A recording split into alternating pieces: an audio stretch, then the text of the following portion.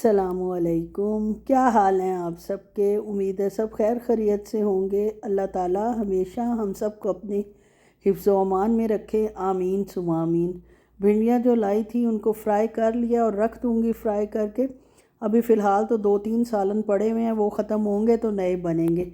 अब जनाब बेसन में 1 कप था, उसको धोना ज़रूरी था, वरना मेरी जो माशाल्लाह एक व्यूअर हैं वो इस चीज़ को सख्त नापसंद करती हैं कि बर्तन अंदर हों और मैं ऊपर से गोश्त धोने लग जाती हूँ। खैर सही कह रही हैं, गलत नहीं कह रही, मुझे भी ये बात स्ट्राइक की है। तो मैंने वो कप भी धो लिया और उसके बाद जनाब कीमा धो रही हूँ। और अब जनाब आप सोच रहे होंगे भिंडी पहले तैयार की हुई है, अब कीमा धो रही है, कीमा भिंडी आज अफ्तारी में बनाएगी। लेकिन नहीं, बिल्कुल नहीं, कीमा भिंडी बिल्कुल नहीं बनेगा। और आज जनाब मैं क्या बना रही हूँ, अगर आपने मेरे पिछले व्लॉग देखे हैं तो कुछ ने अंदाज़ा लगा लिया होगा। जनाब मैं आज बना रही हूँ कीमे के रोल।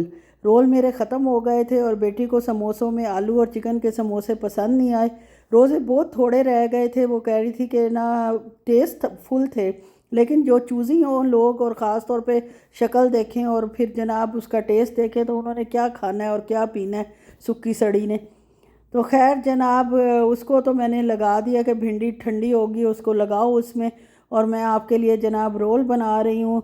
माँ का यार क्या सच्ची दिल होता है। 2-4 रोज़े रह गए हैं, हालांकि बाद में भी खैर खाए जाएंगे क्योंकि हस्बैंड साहब चाय के साथ कोई ना कोई हल्का फुल्का स्नैक तो लेते हैं। एक ही पैकेट मैंने लिया था, इसमें 20 शीट्स हैं और अल्लाह के फ़ज़ल से ये जो सुमला की है कंपनी बहुत अच्छी है, एक भी इसमें से ख़राब नहीं निकलता। खैर जनाब कीमा धो के रखा था। ये दूसरा कीमा है, मशीन वाला है तो ये आराम से धुल जाता है, फ्रोज़न नहीं है, फ्रेश कीमा है। लेकिन मैंने इसको फ्रोज़न करके फिर डीफ्रॉस्ट किया और फिर धोया है। और सिर्फ मैं कीमा अभी अफ्तारी से पहले जो है वो तैयार करके रख लूँगी, सिर्फ गला के। बीफ का कीमा है तो मुझे बेशक ये गल भी जाए लेकिन मुझे तसल्ली नहीं होती, मैं इसको अच्छे से पहले गलाऊँगी। इसके लिए मैंने काफ़ी सारा लहसुन इसमें डाला है, तकरीबन 1 पॉट लहसुन का होगा और ये 350 ग्राम कीमा है।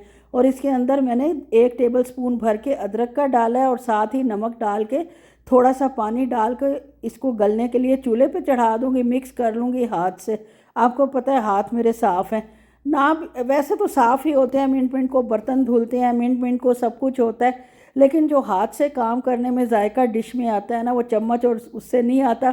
खैर वो भी यूज़ कर लेनी चाहिए और करनी भी चाहिए, लेकिन मैं वैसे अपनी बात कर रही हूँ कि इस वक्त जो था रोज़े में थी और दिल भी नहीं चाह रहा था तो मैंने हाथ से कर लिया। उसके बाद जनाब जैसे आपको पता है फ्रूट्स आया था, अब अल्लाह का शुक्र है ये लास्ट एप्पल रह गए हैं, इनका मैं जनाब बना लूँगी एप्पल जूस। आज अफ्तारी में ड्रिंक में जो है वो एप्पल जूस इंशाल्लाह हम लोग पी लेंगे, लेकिन ये थोड़े कम हो जाएंगे। और इसका जुगाड़ मैं कैसे करूँगी, जो चीज़ का जूस निकल सकता है वो आखिर में इसमें डाल दूँगी ताकि वो जो है तीनों को बराबर बराबर हर चीज़ आ जाए। मुझे एक बराबरी का बड़ा शौक़ है, ऊपर नीचे थोड़ा सा एक चाय के चम्मच के बराबर भी मेरे हिसाब से नहीं होना चाहिए, लेकिन हो जाता है। माशाल्लाह जूसी एप्पल थे और बड़ा तेज़ी से इनमें से जो है वो जूस निकल रहा था शुरू में, बाद में जनाब मशीन ही ब्लॉक हो गई अल्हम्दुलिल्लाह और जूस निकलना ही बंद हो गया। ये मशीन को फिर दोबारा एक दफ़ा धोना पड़ा, उसकी जाली और साइड साफ़ करने पड़े। असल में जो ओरिजिनल मेरी मशीन है बड़े वाली जूस वाली जो पाकिस्तान में मैंने आपको दिखाई थी वो पहले यहाँ थी, वो तो मैं पाकिस्तान ले गई थी। और अब जो यहाँ के लिए ली थी वो हमने कहा छोटी सी ले लेते हैं, इतना यूज़ तो होता नहीं है। इसका ये है कि ये बहुत ज़्यादा एक टाइम में जूस नहीं निकाल सकती, बस जितना बेचारी निकाल सकती है निकाल देती है। और उसके बाद जनाब इसको साफ़ करना पड़ता है। अगर कोई चिपकने वाला फ्रूट हो, जैसे ये एप्पल थे, इनका पल्प भी काफ़ी चिपकू सा था तो वो जनाब साइडों पे चिपक गया और मुझे साफ़ करना पड़ा। और गाजर वगैरह तो खैर निकाल ही लेती है काफ़ी सारा। और ये जनाब देख लें जूस जनाब सारा निकालने के बावजूद एक रह गया। ये अनार के दाने मेरे पास पड़े हुए थे यार, पता नहीं कहाँ के अनार हैं, लिखा इंडिया के हुआ था, हालांकि इंडिया के अनार काफ़ी मीठे होते हैं रेड वाले, लेकिन ये इंडिया के नहीं थे, बिल्कुल भी नहीं थे, मैं बहुत खा चुकी हूँ वो। तो ये जनाब देखा तो खट्टे तरीन, यानी गला ख़राब होने की पहली निशानी और दूसरी निशानी और तीसरी निशानी। खैर मैंने सोचा कि अब जूस भी कम है, जो ये पड़े हुए हैं इनको कहीं तो ठिकाने लगाना है। पहले आपकी अक्लमंद बहन ने सोचा कि इसका मैं अनारदाना बना लेती हूँ, फिर ये सोच सोच इसलिए ही रह गई कि धूप तो डायरेक्ट आती नहीं है मेरे पास, और इतने से में से क्या अनारदाना बनना था और क्या मैंने सबको खिलाना था। या यूज़ करना था, तो फिर मैंने इसको जूस बना लिया। और इस जूस का ये फ़ायदा हुआ कि जनाब मेरे तीनों गिलास बराबर बराबर हो गए और मेरी तसल्ली की इंतहा न रही और ख़ुशी की भी कि चलो जी सारे अनार के दाने यूज़ हो गए। वरना मैं जब से ये अनार छीले थे और निकाले थे इसी फ़िक्र में थी कि अल्लाह माफ़ करे कि ये जनाब कब कैसे मैं यूज़ करूँगी। कभी कोई ख्याल आ रहा था, कभी कोई, खैर यूज़ हो गए और मुझे तसल्ली हो गई कि कोई चीज़ ज़ाया नहीं हुई। अब जनाब मैं आपको आज की अफ्तारी भी अपनी दिखा देती हूँ। अफ्तारी वही है नॉर्मल, बेटी तो वही लेती है काठियावाड़ी चने, उसको फ्रूट चाट पसंद नहीं है, और बाकी वही जो रोज़ की तकरीबन होती है, कोई ख़ास चीज़ नहीं थी। और जनाब अब अफ्तारी भी हो चुकी है। जो मैं एक प्रोग्राम जीतो पाकिस्तान देखती हूँ वो भी देख चुकी हूँ, और अब आ गई हूँ किचन में। वो जो कीमा था उसका पानी खुश्क कर लिया, जो भी था। अभी मैंने ऑयल शॉयल कुछ भी नहीं इसके अंदर डाला। कुटी लाल मिर्च डाल रही हूँ, सुरख मिर्च डाल रही हूँ, और जनाब हल्दी डाली है, गरम मसाला पाउडर, ज़ीरा पाउडर डालूँगी और धनिया पाउडर डालूँगी, और इसको ड्राई रोस्ट करूँगी। इस ड्राई रोस्ट करने से जो मसालों का टेस्ट इस कीमे में आएगा ना, वो जब आप खाएंगे तो आपको पता चलेगा।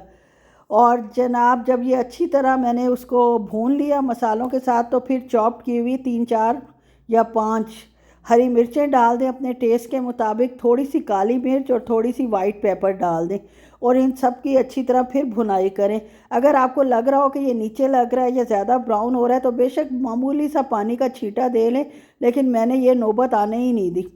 और मैंने जनाब जो है वो उस साथ साथ ही मसाले डालती गई हूँ। नमक मुझे थोड़ा सा कम लग रहा था, नमक मैंने इसमें थोड़ा सा और डाला है। और जनाब इसमें एक और ख़ास चीज़ मैंने डाली है, ये फ़िलिपीनी स्पाइस है, टेस्ट मेकर जो है, बहुत अच्छा इससे टेस्ट आता है, डिफरेंट सा आता है।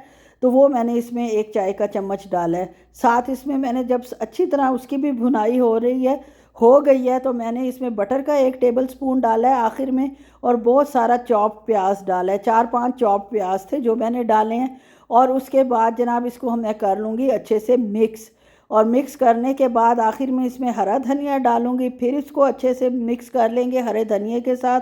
और क्योंकि प्याज पानी छोड़ जाते हैं, हमने तेज़ आंच पर इसको जो है वो पानी इसका ड्राई करना है कि बाहर ना निकले और अंदर ही उसके होल्ड हो जाए। और जनाब वो जो मैंने मसाला मेकर डाला है, वो आप कहेंगे वो क्या चीज़ थी, वो फ़िलिपीनी स्पाइस है, मैजिक स्क्रैप।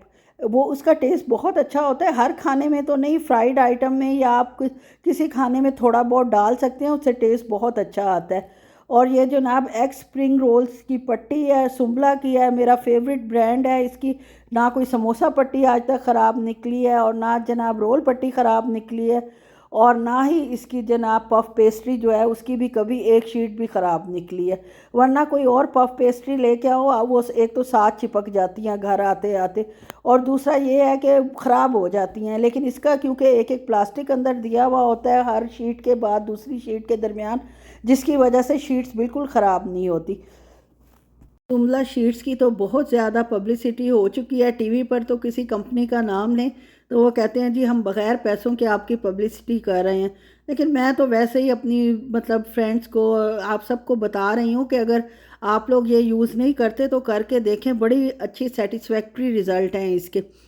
खैर जनाब एक रोल बनाते हैं, फिर दूसरा रोल बनाते हैं, और इस तरह इंशाल्लाह बनाते बनाते 20 रोल्स हैं, और 20 रोल्स माशाल्लाह मुझे बनाने हैं। हालांकि मैं बड़ी फ़्रेश आई थी किचन में जब रोज़ा खोल कर आई हूँ, लेकिन यार मेरी एनर्जी लेवल लो होते भी टाइम नहीं लगता, इसलिए कि खड़े होकर बनाने, बैठ के खैर बना लूँ, लेकिन बैठ के क्या क्या सारा सामान उठा के लेके जाऊँ उधर लाउंज में फिर बनाऊँ, तो इससे बेहतर है कि खड़े होकर ही जो काम होता है वो करके तो अपनी जान छुड़ाऊँ।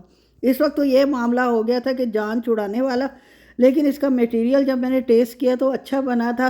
फिर थोड़ी सी मुझे एनकरेजमेंट हुई कि चलो जी मटेरियल तो माशाल्लाह अच्छा बना हुआ है और अच्छे रोल बन जाएंगे, और उसको या कीमे के समोसे चाहिए या जनाब कीमे के रोल चाहिए, या चाइनीज़ रोल भी शौक़ से खा लेती है। लेकिन अब इतनी सब्जियां कट करो, इतना सब करो, आखिरी रोज़े हैं, हिम्मत भी जितनी है आपको, हम सबको पता है कि आखिर में बंदे में रह ही क्या जाता है।